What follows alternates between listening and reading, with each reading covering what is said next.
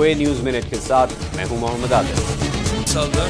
तुर्क वज़ीर आज़म के दफ्तर से बुध को जारी होने वाले बयान के मुताबिक तुर्की ने कुर्द बागियों के ठिकानों पर मजीद फ़ज़ाई हमले किए हैं, जबकि मुल्की पार्लियामेंट इराक में कुर्द बागियों और दाइश के जंगजुओं के खिलाफ फ़ौजी कार्रवाई पर बहस करने के लिए ख़ुसूसी इजलास की तैयारी कर रही है। हमलों में जनूब मशरक़ी तुर्की और शमाली इराक में कुर्दिस्तान वर्कर्स पार्टी के ठिकानों पर हमले किए गए।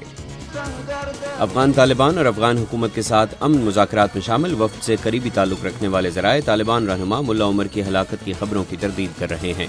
वॉइस ऑफ अमेरिका के राब्ता करने पर तालिबान के एक तर्जुमान ने कहा कि मुल्ला उमर जिंदा हैं और ये अफवाहें उन्हें पोशीदगी से निकालने के लिए उड़ाई जा रही हैं। और इसराइल ने बुध को मकबूजा मगरबी इलाके में 300 नए घर तामीर करने की इजाज़त दे दी। इससे पहले अदालती हुक्म पर 2 खाली रिहायशी इमारतों को मुनहदम किया गया।